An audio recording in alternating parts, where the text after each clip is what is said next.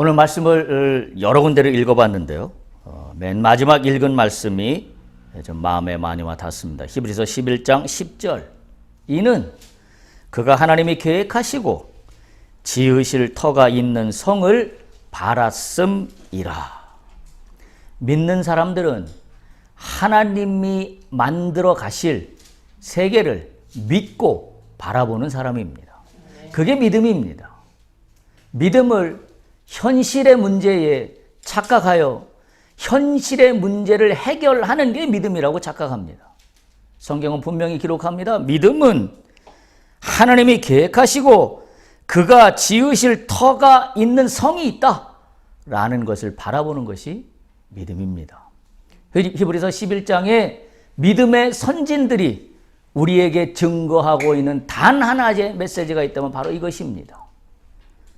그가 하나님이 계획하시고 지으실 터가 있는 성을 바랐음이라. 우리 모두도 그와 같은 믿음의 자리에 들어가기를 간절히 축복합니다. 현재에 매몰되어서 어떤 때는 믿음이 있는 것 같고 어떤 때는 믿음이 없는 것 같고, 그건 언제 믿음의 기준이냐면 일이 해결되는 것 같으면 믿음이 있는 것 같고 일을 해결되지 않는 것 같으면 믿음이 없는 것 같고, 그건 성경에서 얘기하는 믿음이 아닙니다. 믿음은 뭐냐?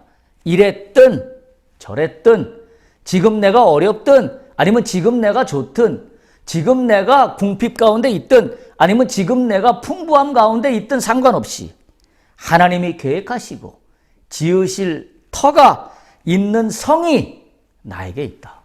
그걸 바라보는 게 믿음입니다. 우리가 믿음을 정확히 바라볼 수 있기를 바랍니다. 우리는 계속해서 민수기 16장 고라와 그 무리들의 반역 이야기들을 지금 계속해서 다루고 있습니다. 광야를 통과하기 위해서는 반드시 건너가야 될 영적 비밀 두 가지가 있다고 말씀드리고 있습니다. 그 첫 번째 키워드는 거룩이라고 말씀을 드렸습니다. 여러분, 근데 참 아이러니한 게 이 광야 시간에는 거룩을 챙기기가 어렵습니다. 광야 시간에 거룩을 챙기기가 쉬울 것 같은데 광야 시간에 오히려 거룩해지기가 어렵습니다. 왜 그런지 아세요? 모든 게 부족했기 때문이에요. 모든 게 부족하고 궁핍하고 여건이 내가 생각한 것 같지 않기 때문에 이 상황에서 거룩을 유지한다는 것이 참 쉽지 않습니다. 그래서 오히려 거룩을 유지하는 대신에 무슨 일이 발생하냐면 모든 것들이 부족하고 어렵기 때문에 불평과 원망이 나올 수밖에 없어요. 지금 이스라엘 백성들의 모습이 딱 그 모습을 지금 이 민수기서가 우리에게 증거하고 있기 때문에 그렇습니다. 고라 무리처럼 광야에서 주어진 자신의 일이 작다고 이야기합니다. 그렇지 않아요? 우리도 제사장직을 할 수 있다. 모세 너만 거룩하냐? 우리에게는 하나님이 안 계시냐? 라고 지금 고라와 그 무리들이 이야기하고 있는 겁니다. 광야에서는 모든 것들이 내가 축소되어 있기 때문에 현재 내가 작다고 여깁니다. 그거는 어찌 보면 물리적으로는 작다고 여겨질 수 있을지 몰라. 아니, 세상적으로는 작아졌다고 이야기할 수 있을지 몰라요. 그러나 하나님 보실 때는 그건 작은 게 아닙니다. 왜요? 하나님은 고라에게 맡겨진 사명과 모세에게 맡겨진 사명과 아론에게 맡겨진 사명과 다른 족속들에게 맡겨진 사명 각각이 다 귀하고 소중한 하나의 일로서 하나님 나라를 만들어가는데 하나의 공동체를 이루어가고 있기 때문입니다. 우리가 믿음의 길을 가면서 놓치고 있는 부분이 뭐냐면 하나님 나라의 공동체에 나는 한 사람이다라는 사실을 잃어버려요. 그러니까 나밖에 없는 거예요. 신앙에서. 하나님 나라? 나 잘 몰라요. 그러고 전혀 관심 없어요. 오직 나밖에 없습니다. 그러니까 내가 잘 되고 내가 잘 안 되는 게 모든 거의 기준이 되어버리고 말아요. 하나님의 관심은 그게 아닙니다. 하나님의 관심은 당신의 나라를 이루어가는 이 과정 속에서 내가 이 땅에 살아가며 하나님을 얼마나 의지하고 하나님과 동행하느냐가 그분의 척도지, 네가 세상에서 바라보는 것처럼 작은 일이다 또는 큰 일이다라고 나눠서 네가 하는 일이 작은 일이기 때문에 별 볼 일 없는 일이고 상대적으로 네가 하는 일은 큰 일이기 때문에 대단한 일을 하고 있다라고 세상 사람들이 평가하는 것과는 하나님은 전혀 상관없으시다. 상관없으시다.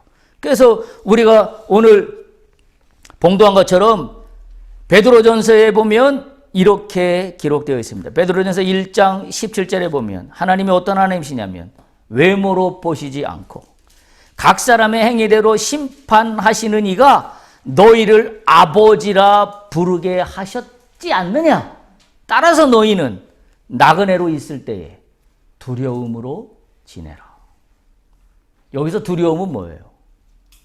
경외함입니다.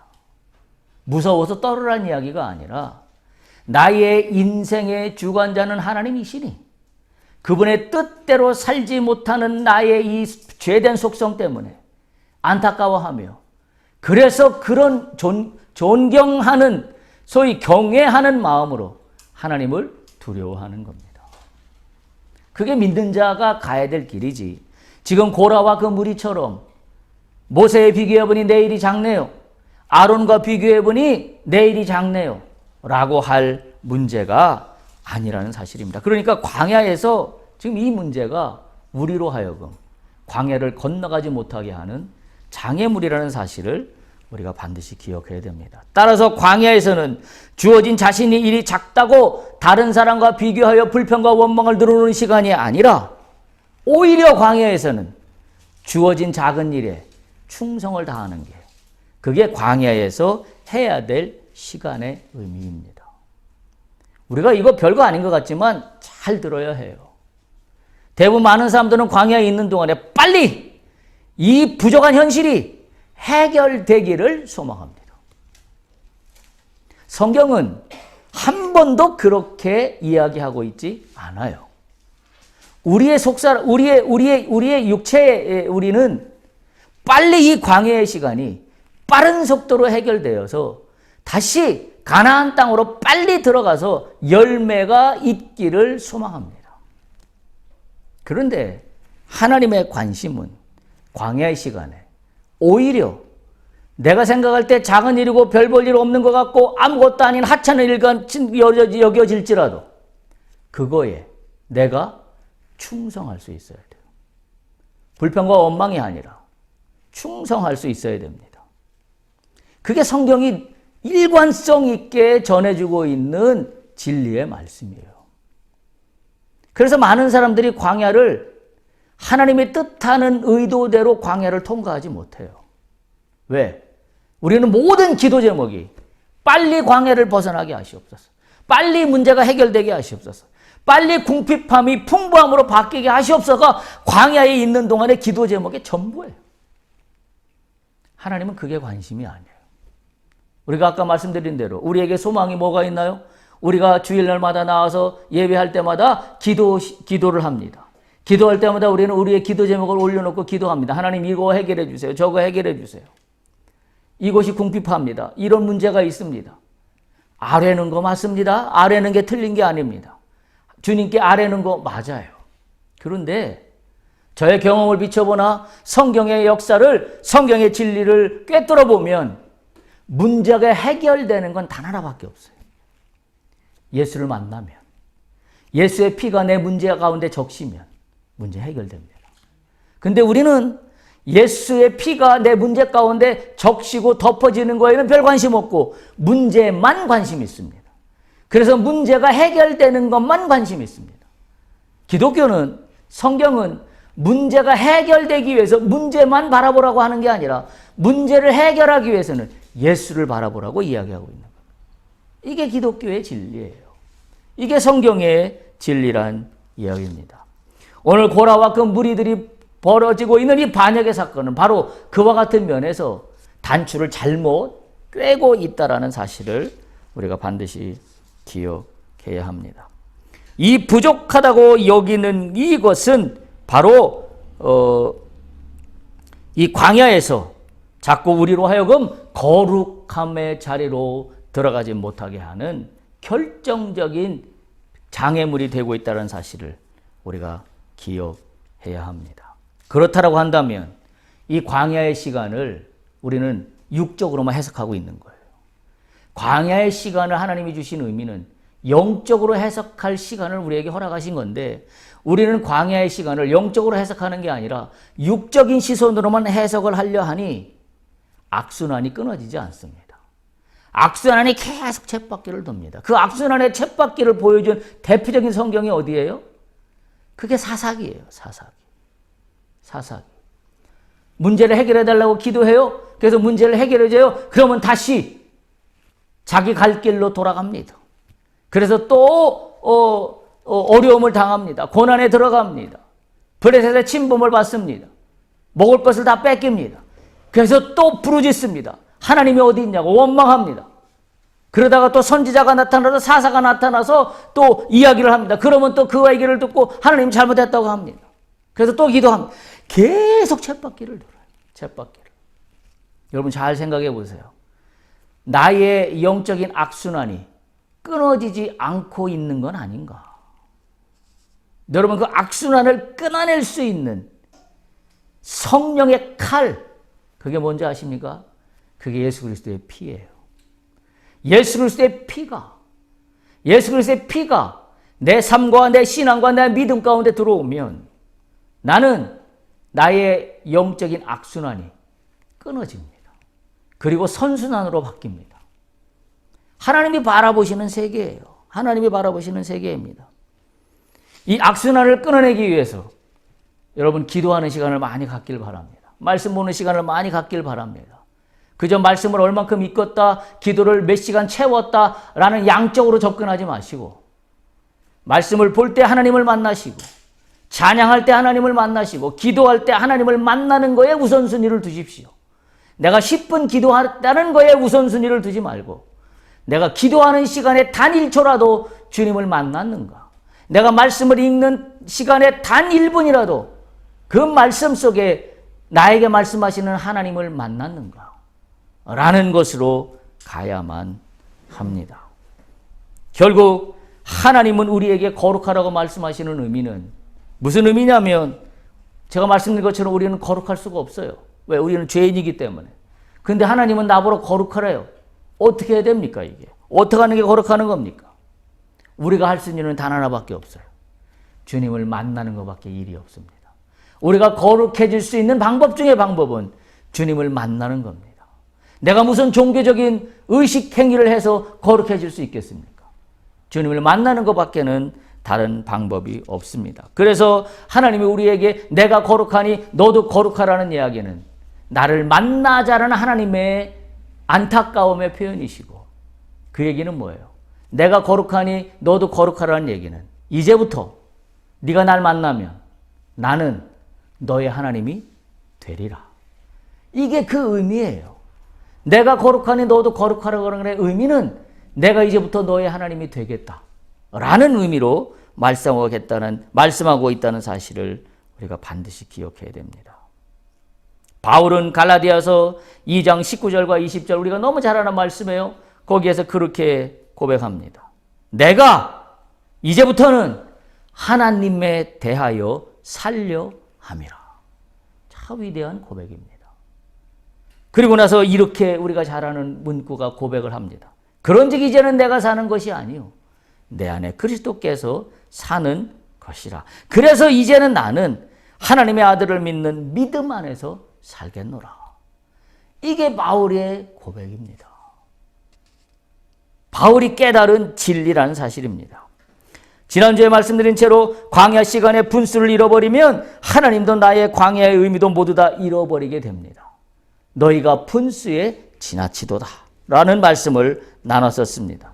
이 분수에 지나치다는 말을 다른 말로 하면 절제입니다. 절제예요. 우리가 광야에서 절제하지 못하면 광야는 통과되지 않습니다. 그건 상식적으로도 맞는 이야기예요. 상식적으로도 광야에서는 절제를 해야 통과합니다. 근데 영적으로는 더욱더 중요한 의미를 담고 있습니다. 절제는 단지 참는다, 줄인다 그런 의미만 가지고 있지 않습니다. 오늘 본문에서처럼 분수에 지나치다라는 말에 접근할 수가 없어요. 만약 절제를 참는다, 줄인다라고만 생각한다면, 참고 줄이는 차원에서의 절제라면 세상에서 얘기하는 절제와 다를 바가 아무것도 없습니다. 그런데 절제는 성경은 뭐라고 이야기하고 있다고요? 성령의 열매라고 이야기하고 있다는 사실을 우리가 기억해야 합니다. 따라서 절제는 우리가 육신적으로 생각하는 참고 줄이는 세상의 이해로 접근하면 하나님이 말씀하시는 절제의 의미가 뭔지를 깨달을 수가 없습니다. 영적 비밀입니다. 권면합니다. 절제하는 이 단어를 우리는 단지 무엇을 해야 하는 어떤 행위로 받아들이지 말고 영적 비밀로 받아들여야 합니다. 영적 비밀입니다. 비밀을 아는 자는 문제를 해결할 키를 갖고 있는 자들입니다. 절제는 영적 비밀이라는 사실을 반드시 기억할 수 있길 바랍니다. 그래서 오늘 우리가 읽었던 것처럼 빌립보서 4장을 한번 펼쳐보시기 바랍니다. 빌립보서 4장 11절에서 13절에 보면 바울은 이렇게 고백합니다. 내가 궁핍함으로 말하는 것이 아니니라. 내가 현재 궁핍하기 때문에 이런 말을 하는 게 아니다. 다시 말하면 내가 현재 궁핍하기 때문에 이 현실을 합리화시키려고 내가 이런 말을 하는 게 아니다. 그런 이야기죠. 어떠한 형편에든지 나는 자족하기를 배웠노라. 뭘 배웠더라고요? 자족하기를. 자족입니다. 자족하기를 배웠노라. 자족하기를 배웠노라. 그러면서 12절 이렇게 이어집니다. 나는 비천에 처할 줄도 알고 풍부에 처할 줄도 알고 모든 일 곧 배부름과 배고픔과 풍부와 궁핍 모든 거에 처할 줄 아는 일체의 비결을 배웠노라 라고 이야기합니다. 여러분, 일체의 이 비결은 자족입니다. 지금 광야의 시간에 고라와 그 무리들이 놓치고 있는 것은 이 자족의 비결을 잃어버리고 있는 거예요. 절제하지 못함으로 자족함을 못하고 있는 겁니다. 내가 작은 일이라는 거에 아름답게 동의하고 인정하고 봉사했어야 되는 자리에 있음을 감사해야 했는데 이들은 그러하지 못했다라는 말입니다. 그런데 이 일체에 자족하는 비결이 어떻게 가능하겠습니까? 어떻게 가능해요? 이건 단 한 가지밖에 없습니다. 예수 그리스도입니다. 예수 그리스도를 만나면 자족하는 비결을 깨닫게 됩니다. 이거는 예수님, 내가 자족하는 비결을 알기 위해서 예수를 만나도록 도와주세요 라고 하면 자족의 비결을 깨달을 수 없어요. 모든 키는 예수 그리스도예요. 예수를 만나면 나는 일체의 비결을 깨닫게 됩니다. 바울이 예수를 만났기 때문에 지금 이 비결을 배운 거예요. 만약 바울이 예수를 만나지 못했다면 예수는 이 자족하는 이 절제의 비결을 뭘로 접근했을까요? 율법적으로 접근했을 겁니다. 율법으로 행위로 자족하는 그런 방법을 취했을 겁니다. 그런 의미가 아니라 이 바울이 자족하는 일체의 비결을 배웠다고 하는 것은 예수 그리스도입니다. 예수 그리스도를 만났기 때문에 그의 모든 가치관이 변한 거예요. 변한 겁니다. 그래서 빌립보서 4장 11절에 그렇게 자족과 일체의 비결을 배웠다라고 이야기하면서 이어지는 말씀이 빌립보서 4장 13절이에요. 우리가 너무나 좋아하는 말씀입니다. 내게 능력 주시는 자 안에서 내가 모든 것을 할 수 있느니라. 우리는 요거만 똑 떼놓아 좋아합니다. 그러니까 이 말에 능력이 없어요. 우리는 요 구절만 빌립보서 4장 13절만 똑 떼서 내가 좋아하니까 나에게 이 말씀이 능력으로 오지 않아요. 지금 우리가 본 것처럼 빌립보서 4장 13절에 내가 능력 주시는 자 안에서 내가 모든 것을 할 수 있다는 것은 무슨 이야기를 하면서 결론처럼 이 얘기가 나오고 있습니까? 자족, 일체의 비결을 배웠다라는 말 다음에 이 이야기가 나오고 있다는 사실을 반드시 기억해야 돼요. 그러니까 내가 능력 주시는 자 안에서 내가 모든 일을 할 수 있다는 것은 내가 무조건 무엇이든지 다 할 수 있다? 이런 의미가 아니에요. 내가 예수 그리스도를 만남으로 나는 어떠한 위치에 있든지, 그것이 풍부함에 있든지 배고픔에 있든지 또는 굶주림에 있든지 비천함에 있든지 어떤 상황에 있든지 나는 예수 그리스도 안에서 평안하다. 이게 전제가 되고 있기 때문에, 그래서 지금 4장 13절처럼 내게 능력 주시는 자 안에서 내가 모든 것을 할 수 있느니라고 이야기하고 있는 겁니다. 결국 바울이 이 내게 능력 주신 자 안에서 내가 모든 것을 할 수 있다라는 이 말씀의 본질은 무엇이냐면 바로 그 앞에 있는 자족하는 일체의 비결을 깨달은 바울의 고백이 있었기 때문에 이 4장 13절이 가능한 이야기라는 사실이에요. 우리가 이걸 반드시 기억해야 합니다. 만일 고라와 그 무리들이 그들이 하고 있는 성전에서 여러 봉사하는 일들이 이와 같은 자족의 일체의 비결을 알았다면 이들은 오히려 뭐예요? 주님의 능력이 내게 능력의 임함을 깨달을 수 있었을 겁니다. 이들은 영적인 차원에서 레위와 아론과 모세가 하는 일과 다른 영적인 능력이 나에게 주어진다는 사실을 깨달을 수 있었을 겁니다. 그런데 이들은 단순 비교로, 겉에 보이는 눈에 보이는 육적인 비교로 모세와 아론은 대단한 일을 하고 우리는 조금 더 상대적으로 하찮은 일을 한다는 그것으로 이 일에 임했다는 것 자체가 이들에게는 이미 하나님의 능력이 주어져 있지 않다라는 사실입니다. 우리가 이 사실을 반드시 깨달아야 합니다. 그래서 분수에 넘치지 않는 자족의 비결을 따라서 거룩한 자가 되려면, 다시 말하면 하나님께 속한 자, 하나님께 택한 자, 하나님께 가까이 나가는 자인 거룩한 자가 되려면 분수에 넘치지 않는 삶이 무엇인가를 우리는 알아야 합니다. 그 말씀이 뭐냐면 우리가 읽은 베드로전서 1장입니다. 한번 펼쳐보시기 바랍니다. 베드로전서 1장 13절에서 19절입니다. 제가 읽겠습니다. 그러므로 너희 마음의 허리를 동이고 근신하여 예수 그리스도께서 나타나실 때에 너희에게 가져다 주실 은혜를 온전히 바랄지어다. 광야 시기에 거룩한 자가 되어 분수에 지나치지 않으려면 첫 번째 13절에 있는 말씀입니다. 너희는 너희 마음의 허리를 동이고 근신하여야 합니다. 왜 이렇게 해야 하는가 하면, 그렇게 하면 예수 그리스도께서 주실 은혜가 우리에게 임하기 때문입니다. 이 은혜를 바라보는 것이 거룩입니다. 내가 근신하여 마음의 허리를 동여 매는 것은 내가 궁핍해지기 위한, 내가 궁핍이 아름답다라고 하는 이야기가 아니라, 내가 마음의 허리를 동이고 근신하는 이유는 예수 그리스도께서 가져다 주실 은혜를 바라보기 때문이라는 사실입니다. 그게 광야에서 분수에 지나치지 않는 첫 번째 비결입니다. 두 번째는 14절에 있습니다. 14절에 분수에 넘치지 않으려면 어떻게 해야 되냐면, 너희가 순종하는 자식처럼 전에 알지 못할 때에 따르던 너의 사욕을 본받지 말라. 예수를 알지 못했을 때 따르던 옛사람의 사욕들을 본받지 말라. 이것을 끊어내지 못하니까 우리는 광야에 있으면서도 분수에 지나치는 것을 늘 눈으로, 마음으로, 욕심으로 쫓아갑니다. 따라서 과거에 있었던 사욕을 더 이상 본받지 않는 것, 이게 거룩입니다. 이게 분수에 넘치지 않는다는 사실입니다. 그 다음에 15절입니다. 15절을 보면 오직 너희를 부르신 거룩한 이처럼 너희도 모든 행실에 거룩한 자가 되라. 어디에 거룩한 자가 되라고요? 모든 행실입니다. 모든 행실.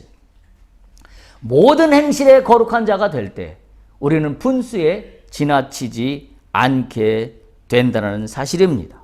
이게 거룩입니다. 이게 거룩이에요. 그리고 17절로 갑니다. 뭐라고 되어 있냐면 외모로 판단하지 않고 각 사람의 행위를 보시는 하나님을 아버지라 부르라 라고 말씀하고 있습니다.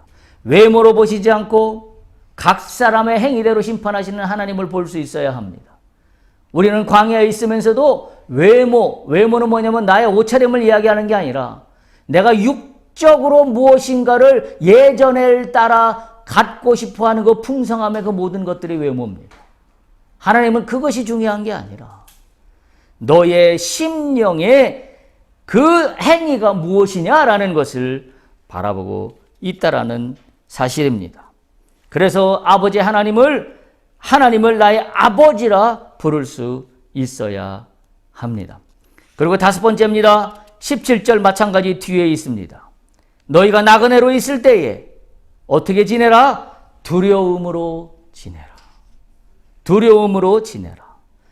분수에 넘치지 않게 하는 겁니다. 하나님을 경외하는 겁니다.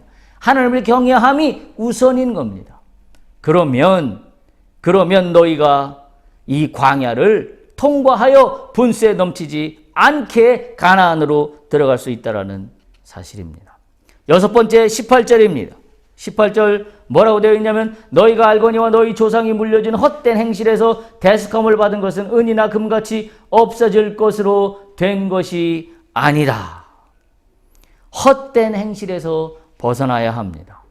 그게 분수에 지나치지 않는 거룩함입니다. 이거로부터 탈출해야 됩니다. 헛된 행실은 육신적인 행실도 헛된 행실이지만 특별히 믿는 자들은 종교적인 헛된 행실입니다.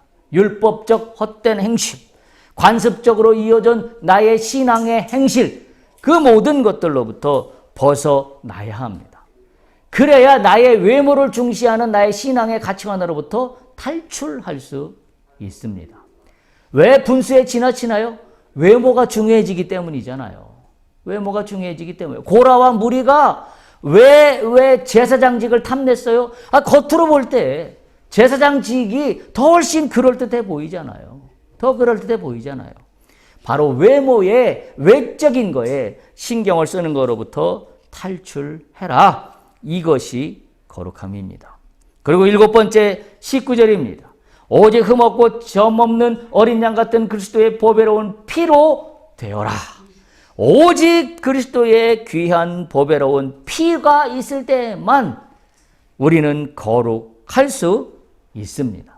예수 그리스도의 피가 오직 내 안에 있을 때만 나는 분수에 지나치는 것을 통제할 수 있습니다. 내 의지로 되는 문제가 아니에요. 내가 지식으로 되는 문제가 아닙니다. 내가 무엇을 공부해서 되는 문제가 아니에요. 내가 노트 저지를 잘해서 1, 2, 3, 4, 5, 6, 7, 8 지금 제가 7가지를 다 말씀드렸지만 7가지 노트 정리를 잘해서 그것을 잘 간직하고 있다고 분수에 지나치지 않는 일이 이루어지는 게 아니라니요. 오직 하나밖에 없어요.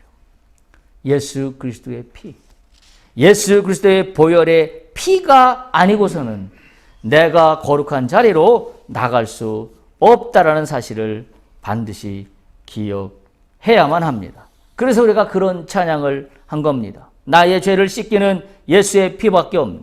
나를 다시 정케 하는 것도 예수의 피밖에 없네. 우리가 분수에 지나치지 않는 첩경이요. 그 말씀이 우리가 거룩해지는 첩경이라는 사실을 우리가 반드시 기억해야 합니다.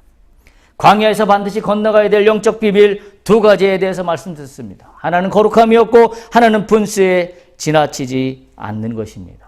잘 기억하십시오. 하나는 거룩함이고 하나는 분수에 지나치지 않는 겁니다. 근데 이 두 가지를 더 중요한 말씀을 드립니다. 지식적으로 머리의 상식으로만 이해한다면 아무런 기적이 일어나지 않습니다. 너무나 당연한 이야기잖아요.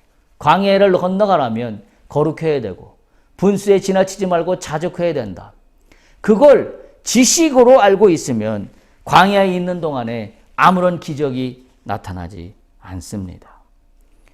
우리 이 두 가지를 그래서 자기 성찰의 문제, 내가 자숙해야지, 자제해야지, 절제해야지 라는 자기 성찰의 문제로 접근하면 광야에서 기적은 일어나지 않습니다. 믿는 자에게 하나님의 말씀은 말씀드린 대로 어떻게 와야 되냐면 영적인 비밀로 받아야 합니다. 거룩함과 분수에 지나치지 않는다는 것을 상식적인 이해로 접근하지 말고 영적인 비밀로 접근해야 합니다. 영적인 비밀이라는 차원에서 거룩함과 절제라는 단어를 접근하면 내 차원이 달라진다는 이야기예요. 우리가 마지막으로 읽었던 히브리서를 한번 보시기 바랍니다. 히브리서 11장 5절에서 10절입니다. 믿음으로 에녹은 죽음을 보지 않고 옮겨졌고, 그리고 믿음으로 노아는 아직 보이지도 않고 아직 나타나지도 않은 일에 방주를 준비해서 구원했습니다. 믿음으로 아브라함은 어디로 갈지도 모르는데, 정해지지도 않았는데 하나님이 지시하는 땅으로 그저 말씀에 순종하여 갔습니다. 그래서 히브리서는 이렇게 결론 낸다고 말씀드렸어요. 이는 그가 하나님이 계획하시고 지으실 터가 있는 성을 바랐음이라 라고 기록하고 있습니다. 여러분 보세요. 에녹은 죽음을 보지 않고 하늘로 옮겨졌습니다. 어떻게 가능했을까요? 한번 생각해 보세요. 에녹은 죽음을 보지 않고 하늘로 옮겨졌습니다. 어떻게 가능해졌을까요? 에녹은 하늘의 비밀을 맡은 자로 여겼기 때문입니다.